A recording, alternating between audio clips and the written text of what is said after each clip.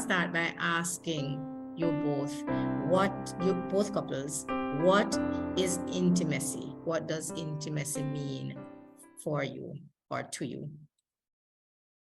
Yes, well, good evening, everyone. It's good to be with you all. Good evening. It's quite an interesting topic. And at first, I thought it was a marriage ministry effort, but this is a general church effort, isn't it? Yes, it is. We have married and unmarried. Yes, some persons unmarried are here, yes. And we have children. I hope not. Anyway, yes, intimacy in general, you know, and I like that particular extract from that book you read.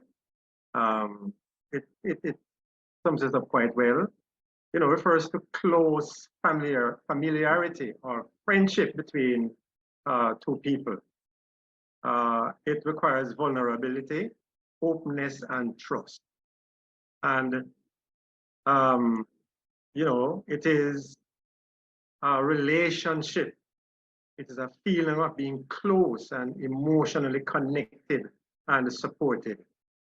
It means that being able to share a whole range of thoughts, feelings, and experiences that we have as human beings. So, you know, generally that is what we see. I'd just like to make mention too that, you know, humanity was created for intimacy with God and also intimacy with each other. And we see in Genesis 3:8-10, where God sought out Adam and Eve, but they were hidden or hiding because of sin. But he wanted to, or he was communicating, but sin broke that relationship. And so God had intimate with Israel, and Israel became his wife, as we see there in Ezekiel 16 and Jeremiah 31. And Jesus is intimate with the church, as we see read from the passage that we just spoke about in Ephesians 5. And he is referred to as the bride of Christ. And we are the bride of Christ. And there's coming a day when that relationship will climax, so to speak, at the very end of you know, humanity in glory. And then the husband and wife intimacy is extensive in scripture. And so we have a lot, and it's a very wide topic. So that's just our first input. Hi, good evening to you all and to the Morrisons. Good evening. We don't have 50 odd years of relationship togetherness, but it's good to be sitting down with a couple that has that number of years of togetherness. And certainly I'm looking forward to learn more from them, because I mean, they must have a whole lot of intimacy to keep that going. I think Dennis has really laid out a very solid definition to be encapsulated as just a feeling of where certainly there's a connectedness between the couple. Some persons use the word connectedness, some persons use the word close, some persons use the word togetherness, you know. But at the end of the day, what we're trying to accomplish in intimacy is that there's this bonding of a couple, and that bonding is not superficial, but it is on, like what Benita said, one of those various strands of wherever they find their point of contact to be, or multiple points of contact. And so intimacy is about just bonding together as a couple, and bonding in various forms of ways in which they're able to do so. Nevin?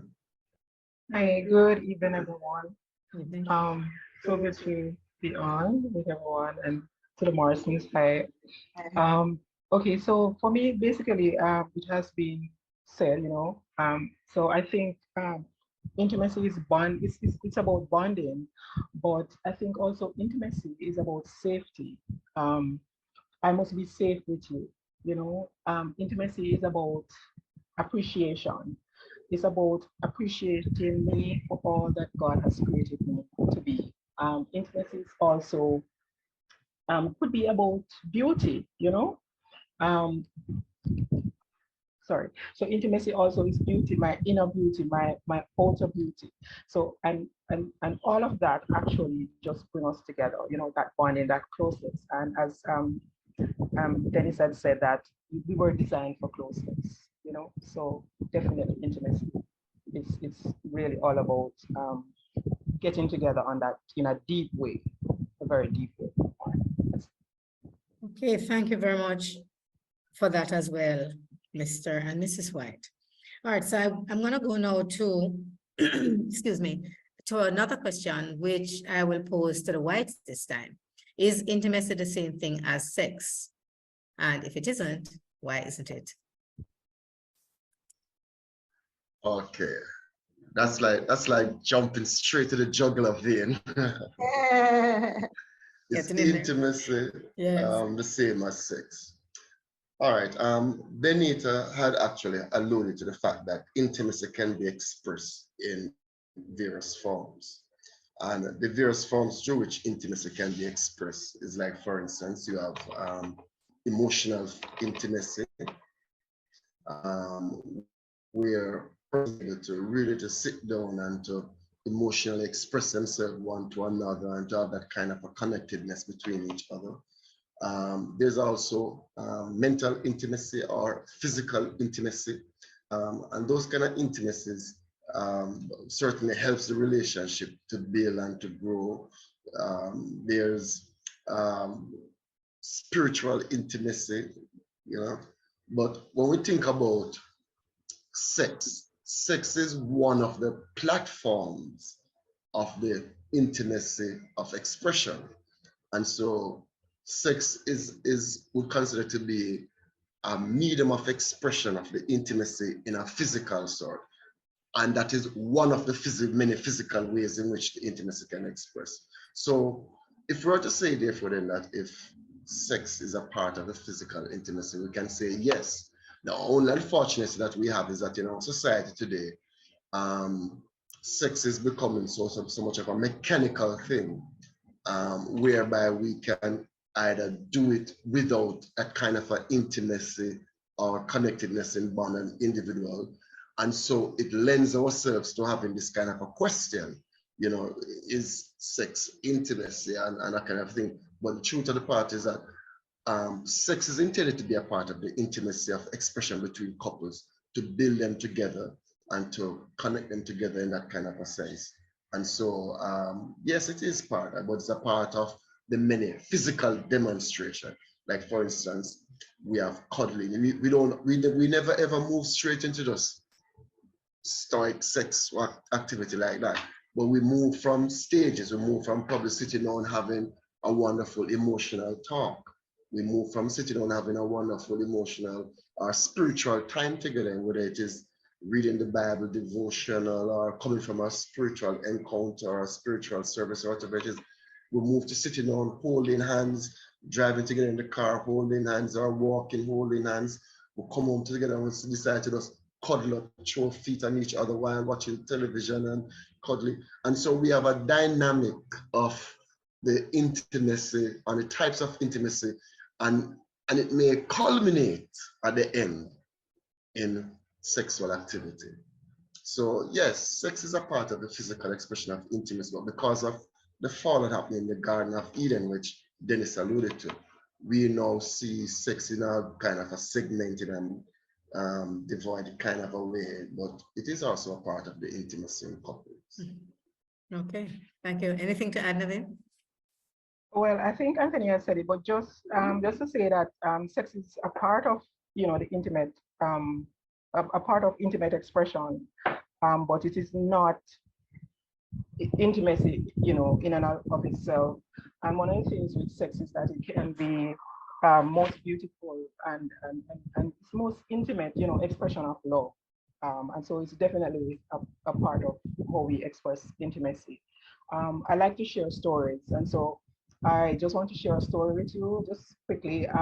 One day, so a couple years back, Anthony did something which was really very, very interesting.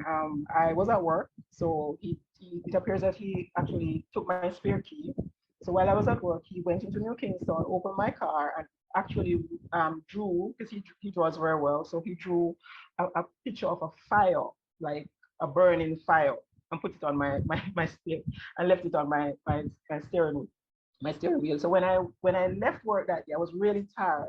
But when I went into the car and I saw what he did, and he was just saying, "I love you," it was just like the beginning of something so wonderful. So when I went home with this really great feeling. Just feeling so close to him, just feeling so loved. And I think that is something, as Anthony had mentioned, that sex just doesn't start like that. It starts from before. It could be just that picture on the steering wheel with the fire, saying "I love you." Just to share. Thank you. Thank you for that story. Anything else? Anything from the Morrisons on that particular question? Yes, I would like to add another perspective. I know that we have said that sex is a physical expression of intimacy, but I would like to separate sex, which really in and of itself is sexual intercourse, from intimacy, because you can have physical intimacy depending on the nature of the relationship. And even between married partners, you can have cuddling, hugging, that kind of thing without sex. So there can be physical coming together, physical connection. And unfortunately, even within Christendom, there are persons who engage in sexual activity without intimacy. So I want to just give that perspective, whereas sex, as God intended, is supposed to be the culmination, so to speak, of the physical intimacy. You can have sex without intimacy. So you can have sex without there being that bond, without there being that connection, without there being that emotional intimacy, without there being that spiritual intimacy. The sexual activity, physical, can happen. So I just wanted to put that out there, right? But if we were to bring together the different types of intimacy, physical, we spoke about hugging and cuddling and kissing and holding hands, and that can be done with a non-sexual intent. And then the emotional is opening up of ourselves and just sharing our deepest feelings and thoughts. When we do that, it does make this sex more meaningful. But just to clarify, sex and intimacy are two different things. Persons tend to, persons tend to talk about getting intimate when they're talking about having sex. But you can have one without the other. Both ways. Sex without intimacy and intimacy without sex. So I just wanted to throw that perspective out there. Thank you very much. Any other perspective or additional perspective, Brother Morrison? Nothing more, nothing more. Yes. All right, great. So, and it's interesting that we have actually, without going into the different types of intimacy, talked about different types, because I heard Anthony mentioning mental, physical, spiritual, and then almost everybody had spoken about emotional. But to the Morrisons, do we have any other types of intimacy? Because Sister Benita, you did mention that there are different types, and it has different styles. So is there any other that we need to touch on other than the mental, physical, spiritual, and emotional? Excuse me, before she develops that, a thought Yes. came to me is that as individuals, God created us spirit, soul, body. And that's us as human beings. So all of those dimensions come into play in terms of intimacy, the whole human being and spirit.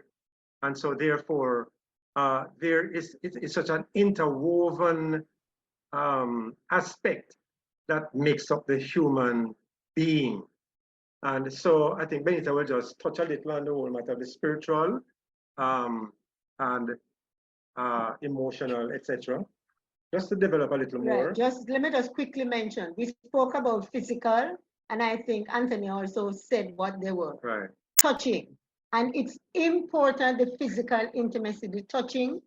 We learn that from we are children. That helps us to develop a deep connection to other people. And this is why even COVID has created a gap, because persons not able to come together and touch. So there is an importance for that. Mental and intellectual intimacy refers to sharing our ideas, our opinions, our perspectives, being open to learning so we can connect with each other at a mental level. And then, of course, spiritual intimacy, opening our hearts to each other as we open ourselves to the Lord. And if I might just summarize that, spiritual intimacy may be thought of as the Holy Spirit in us, so that it impacts the way we relate to each other. Right. That's one way I would like to see spiritual intimacy. So the connection is there, but it's driven by the Holy Spirit and what the Holy Spirit is doing in me, so that I can connect or be close to my husband or wife.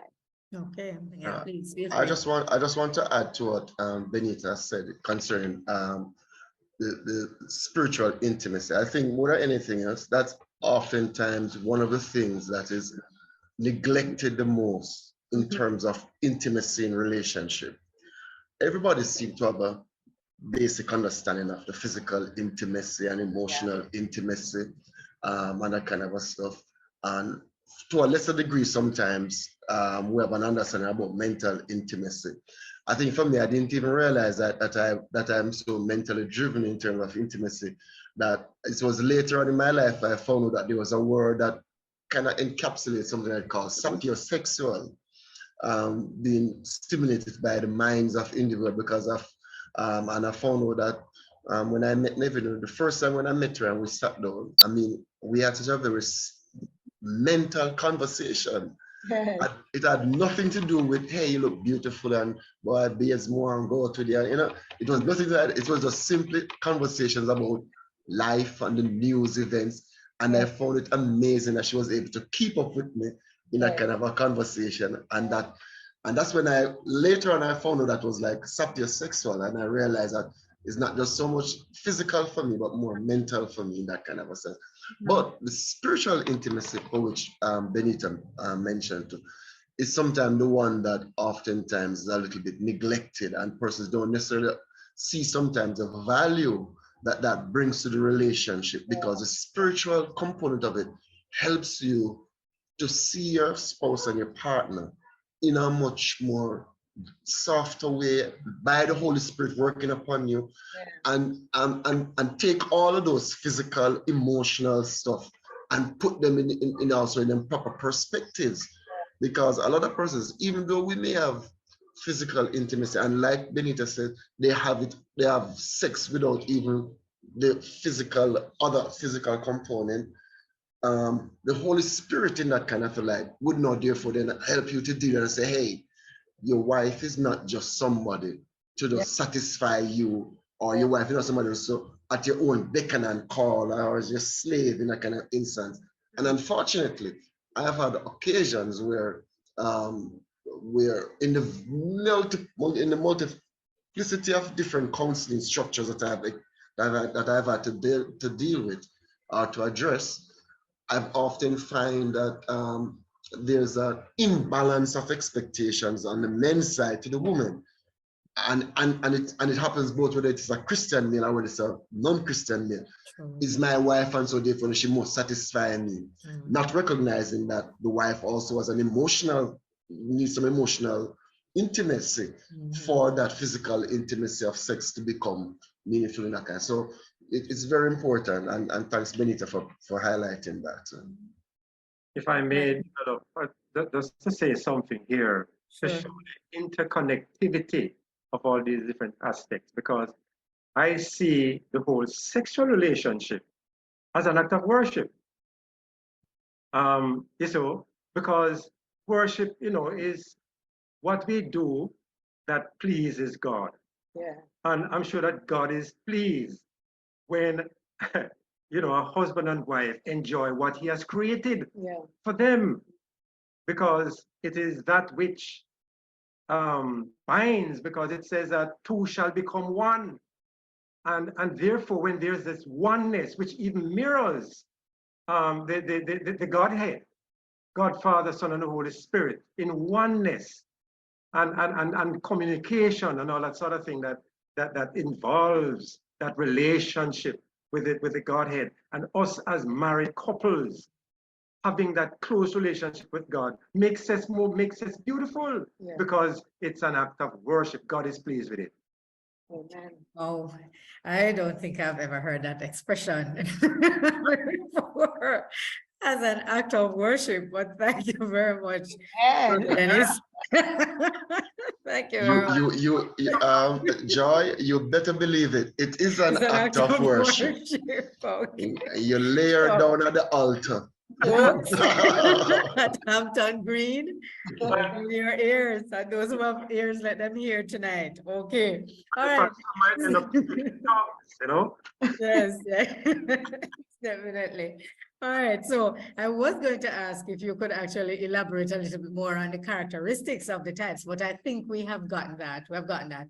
So is intimacy something that comes naturally in marriage? Is it that the moment that you get married, you are just going to be in the arms of intimacy? I don't know who wants to take that. I think I'll start, Okay. and I'm sure afterwards the panels will certain. For me, I can tell you for certainty, and as I alluded to earlier, in the various formats and places and instances for which I've had to deal with counseling matters. And even for myself personally, I don't think it's an innate thing that we should take it to be as it is. No, we don't normally learn intimacy in that kind of in an innate kind of a way, and it is something that unfortunately sometimes even as a church we are so tabooed even dealing with the issue of sex and sexuality that we don't necessarily even prepare our young people properly to have marriages that last and go to full test, and for persons to experience the kind of fullness and fulsomeness that God has intended for them.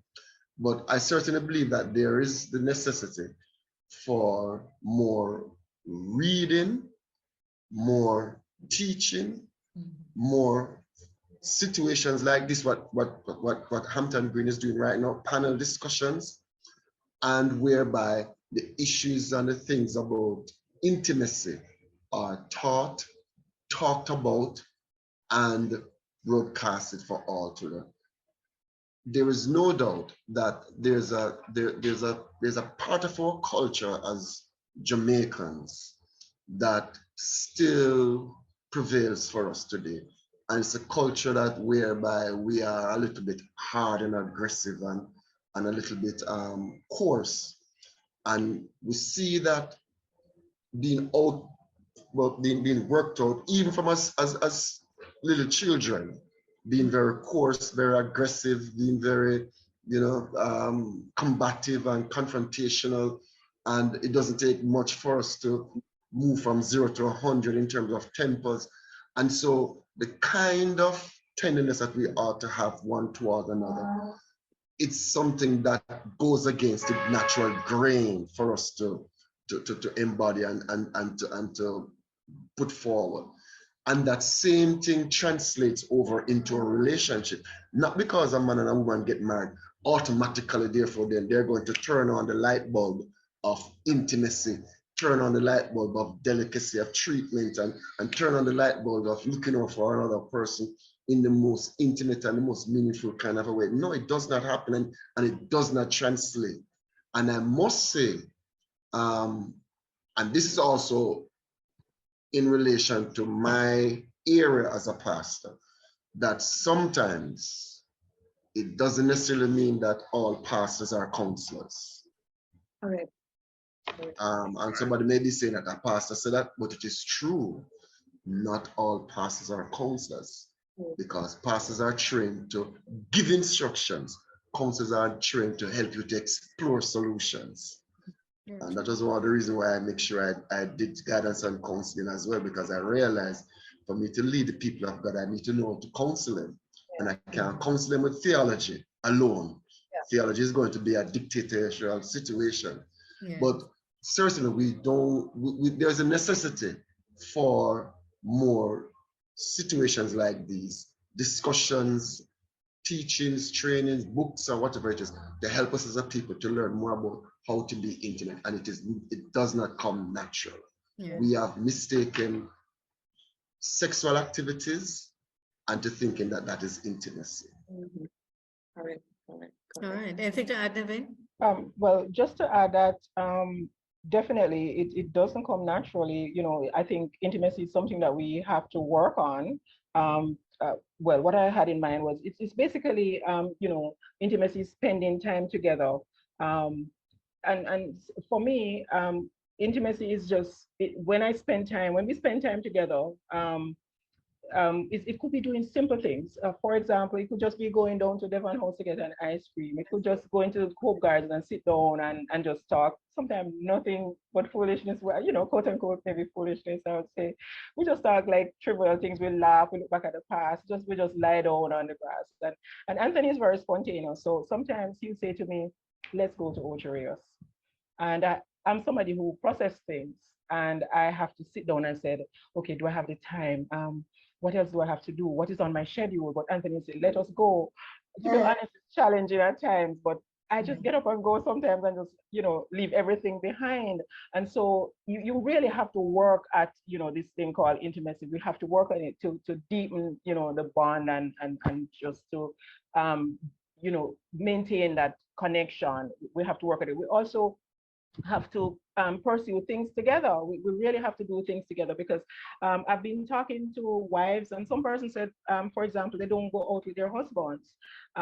So we have like date nights, and one of the things that we do also, and I think it helps us, is that sometimes, to be honest, when we have, for example, a birthday or an anniversary, sometimes, our schedule might not permit us to celebrate it.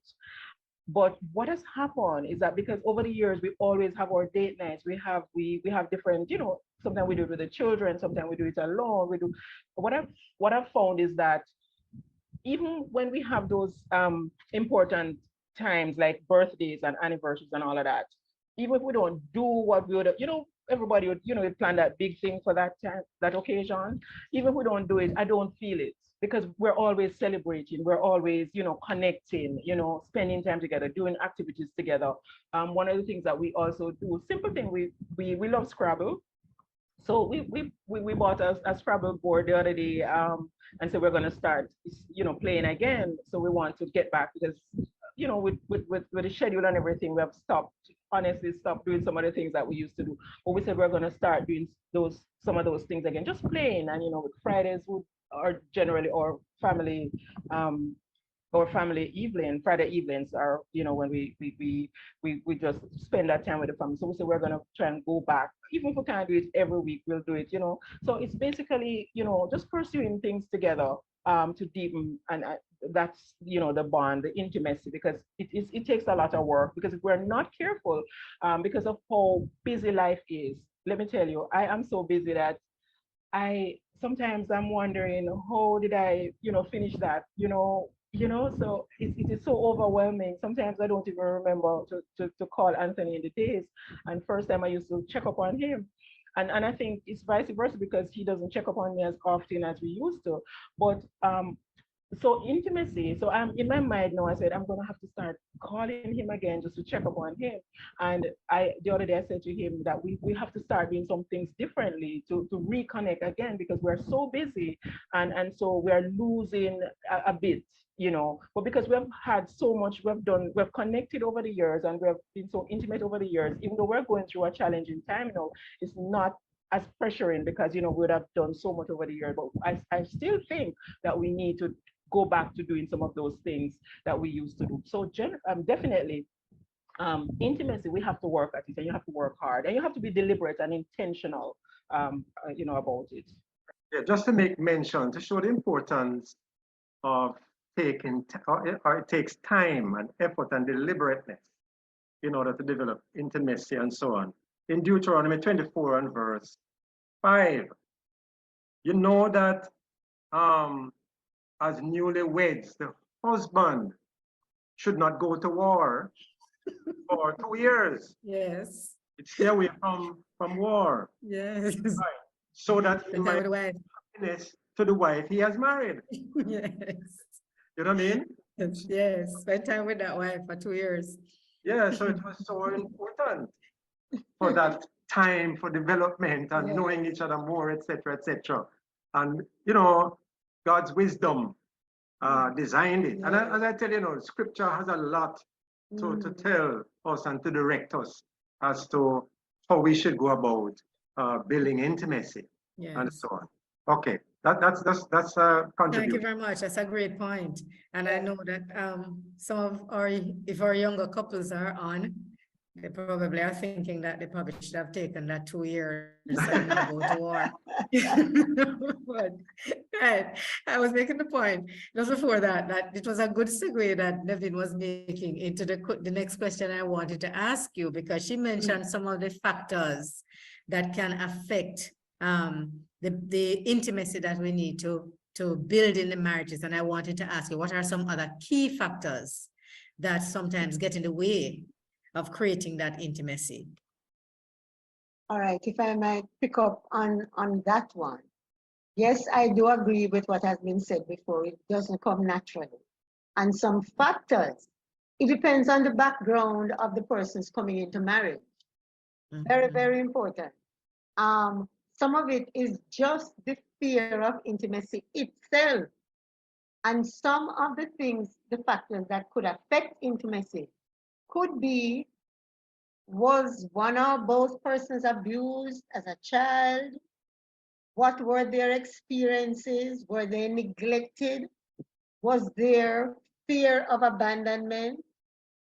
Do I have low self-esteem? I don't believe in myself, or I have a question about myself. Are there trust issues? So something happened that made me find it difficult to trust somebody.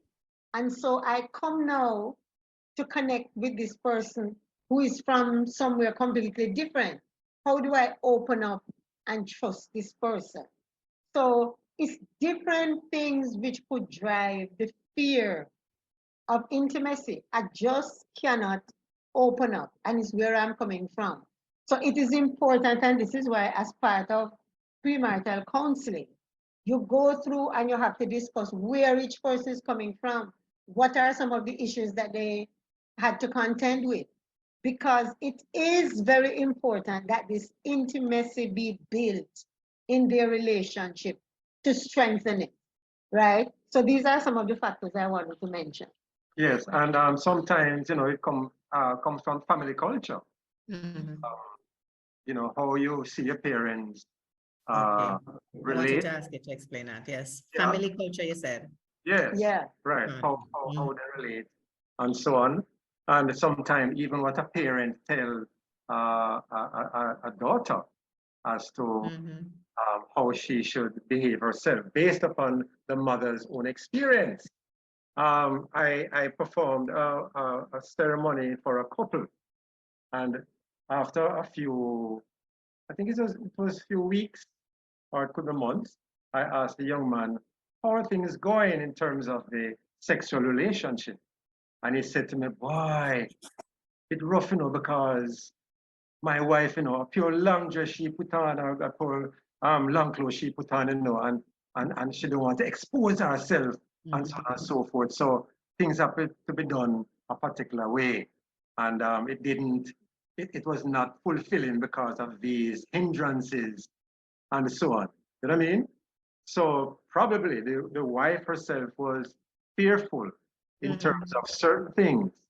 And I should not expose my body, although the whole sex act requires that, nakedness be involved and so on. So a lot of things contribute to fear of being close.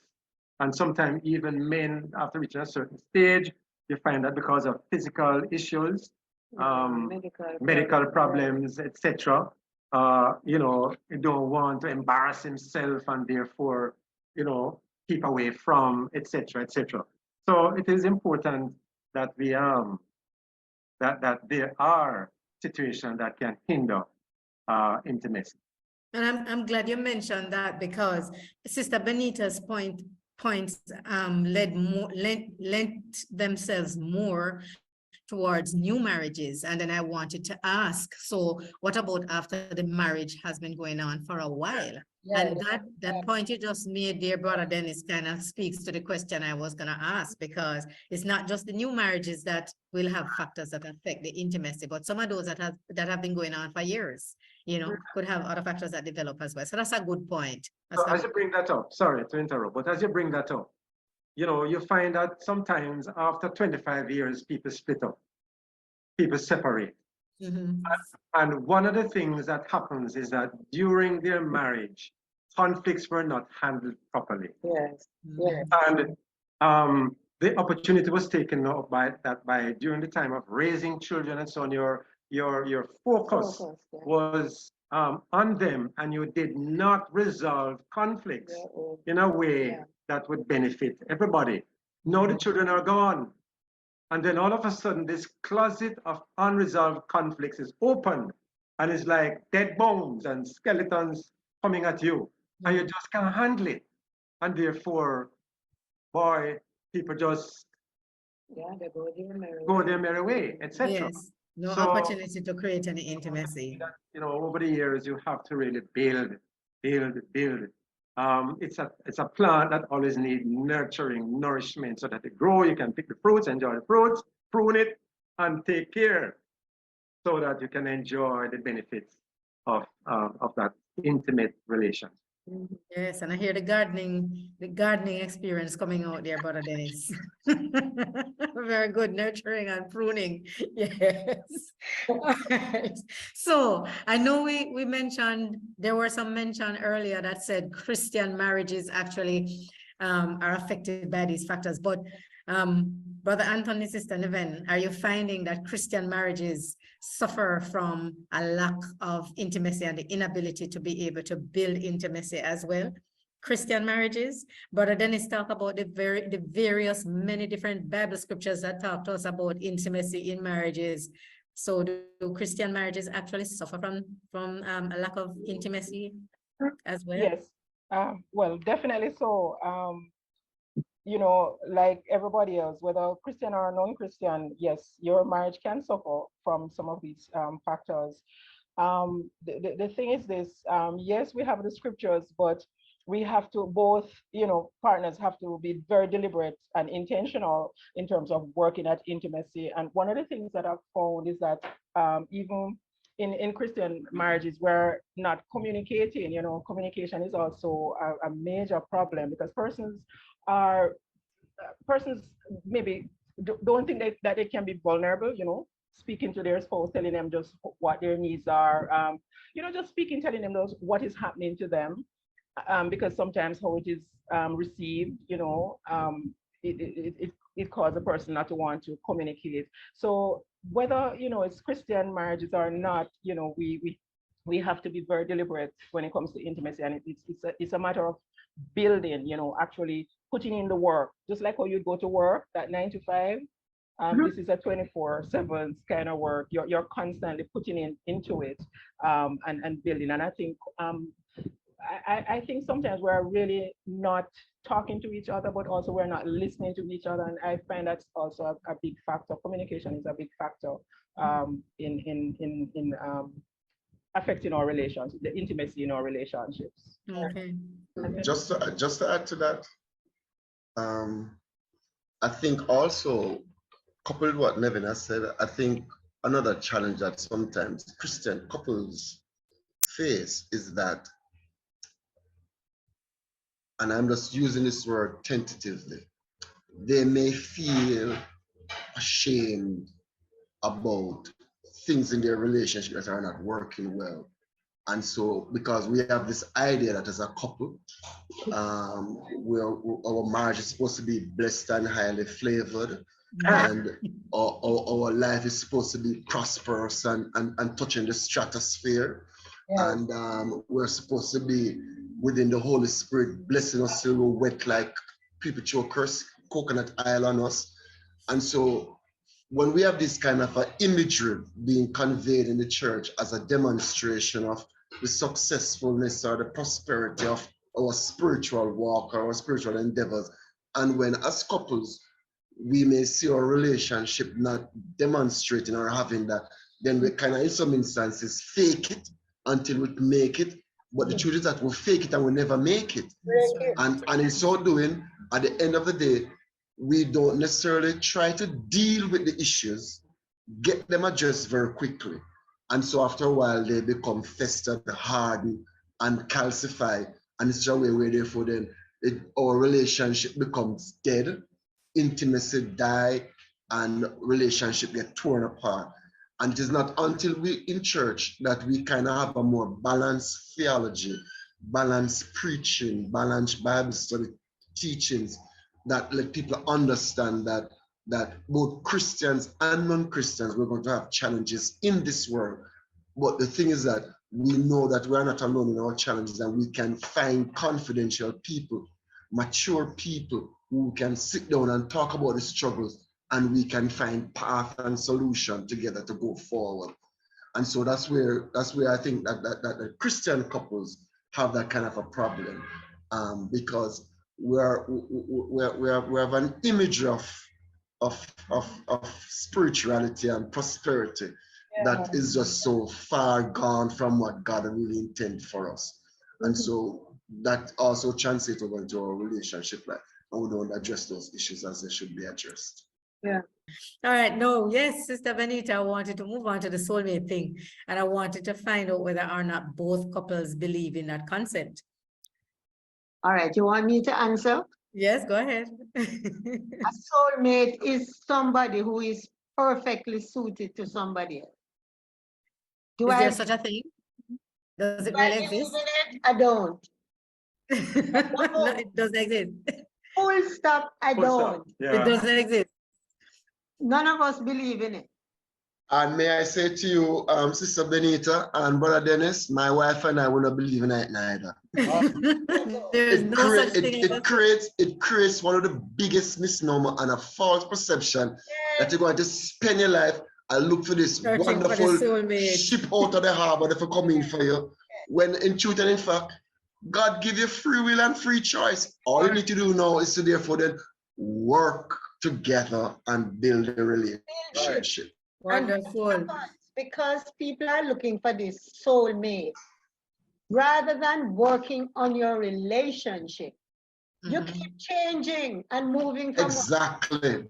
Exactly. Looking for the perfect person. Right. So you have some persons who will never get married because they are looking for this soulmate. And once there's a little difference, they're gone.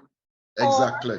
They get married and they divorce and they divorce and they divorce because they have not spent time to build the kind of intimacy that we have been talking about. Exactly. I agree 100%. Yeah. We don't believe in the concept. Right. I don't believe in the concept. Okay, Neither Nevin. wonderful. Just to add, Yes. instead of a SOUL mate, I'm thinking of a SOLE mate. You know, How does that work? So it's an One individual. mate. Yeah, just an individual. You understand? Somebody who Single a mate. soul. Yes. So it's not a SOUL, right? Yes. It's somebody Your SOLE, soul and only, one and only mate. right. So it's somebody who you can walk with, you know, in the grace of God. And we tend to be looking for this perfect person, Somebody who I think sometimes is what sometimes persons are looking for is beyond human capacity. Exactly. And you know, so we have to be mindful. We have to be mindful. So for me, it's not the SOUL mate, it's just that SOLE mate. That's One right. and That's only. a good one. Yes. That one. Very good. Very good.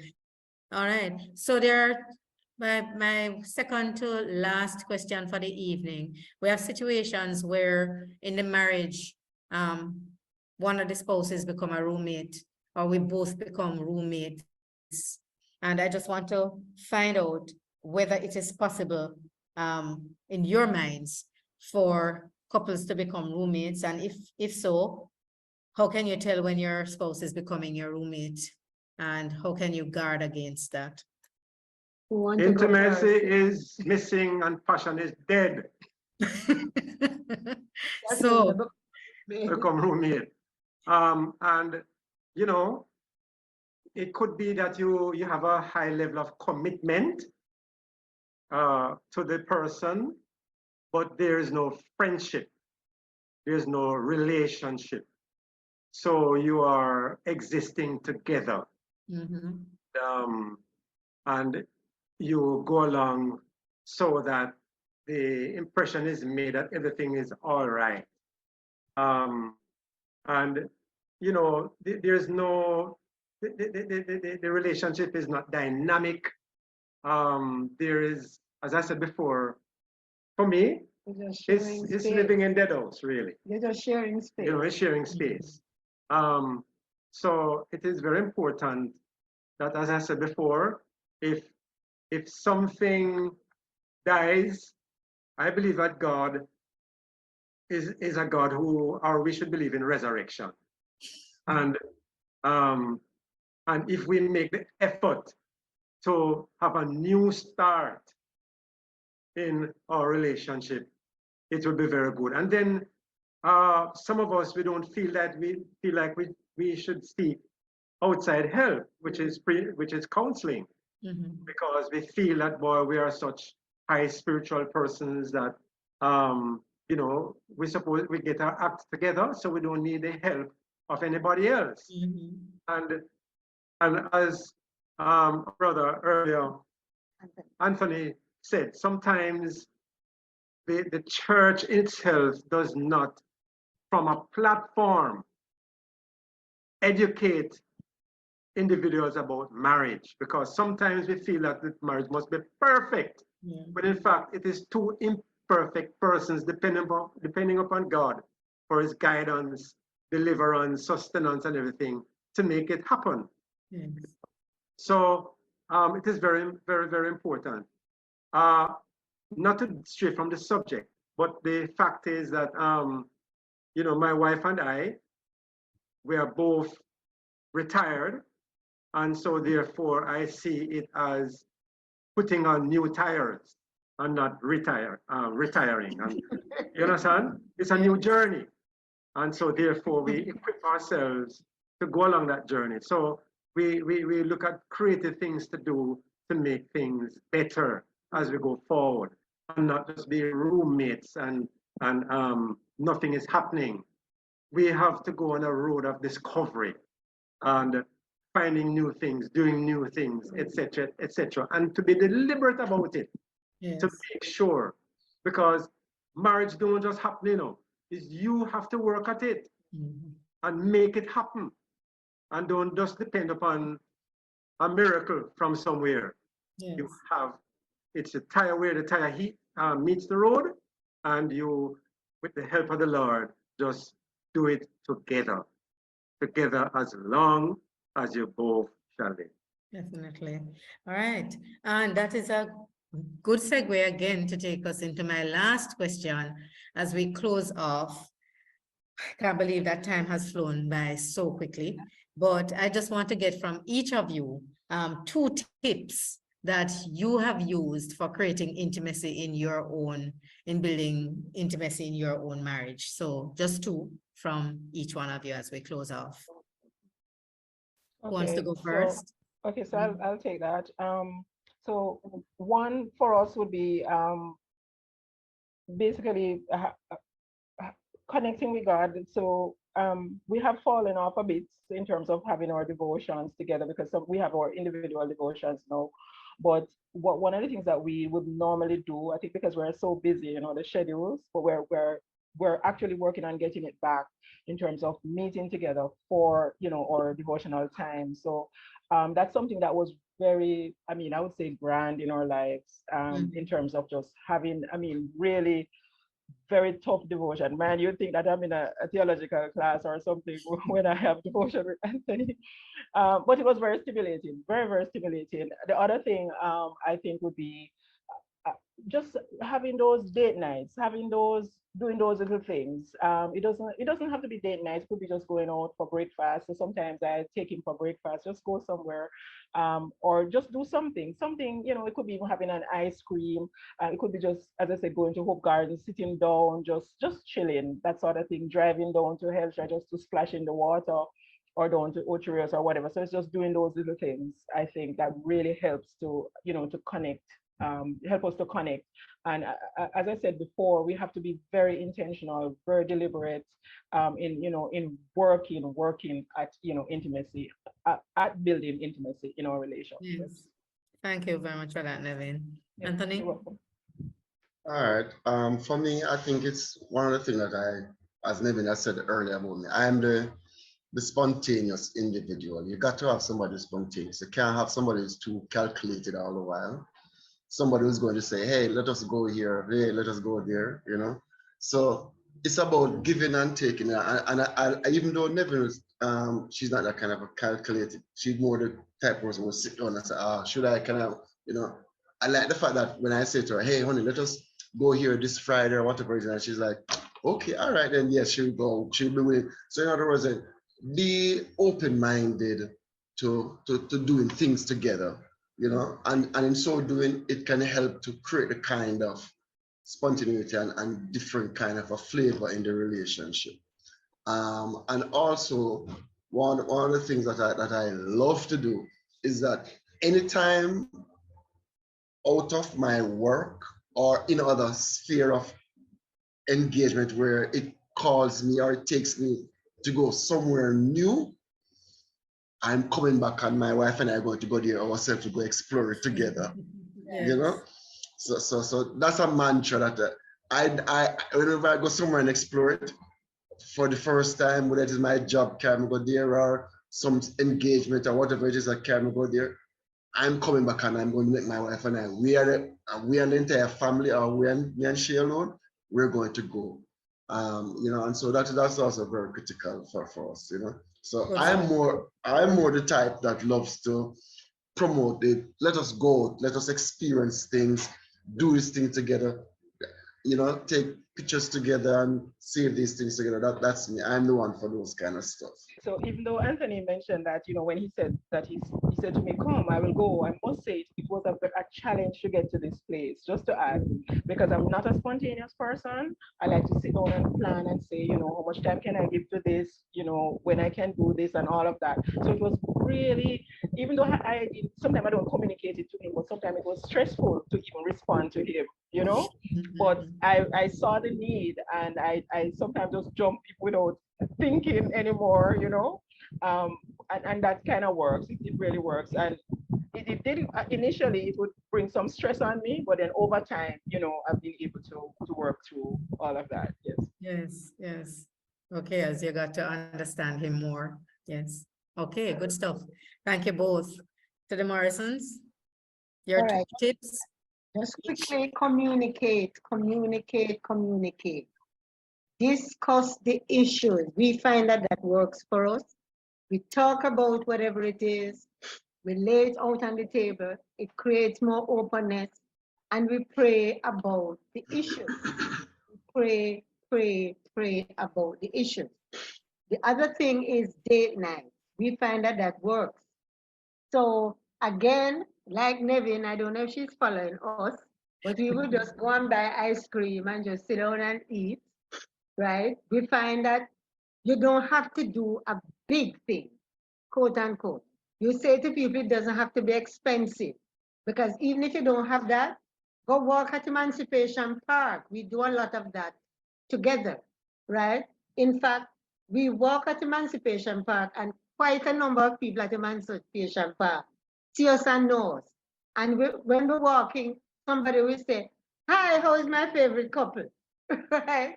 So that helps to build the intimacy. So create some kind of date situation, Yes. because we find that that works for us. Yes. Dennis, yes. Yeah, getting out of the norm, break the routine. You know, this might not go down well with everybody, but sometimes when I say weekend, I say, okay, no church this week. And take a break from church. Ever since I've been 14 years old, I've been going to church, you know. and and during my height of marriage with children, 3 girls, my devotion was to church 100%, you know, and thank God it still is. But Yes. then I should not have a feeling of guilt for this particular weekend, it's just getting away from the routine and go away for a weekend and make the sun go through the toes, feel the warmth of the water and the cool Caribbean breeze, really nurturing one's body, soul, and spirit, you know? You're the person who like to write poems, or is it Sister No, Denise? no, it's not- That sounds poetic. All right. No, But I get the idea is to get away from the routine. That's what you're saying. And spend time together away from the routine. because Yes. for the enemy really, his thing come to steal and to kill. And when you have something good going, you want to mash it up. Yeah. True. You have to be deliberate and say, no, Satan, you know, we're dealing with the other side. Yes. The abundant life that God gives, you know. He come to steal, kill, destroy, but I'm come that you might have abundant life. And we can experience that abundant life on this earth. You know what I mean? Yes. Yes. An excellent note on which to end.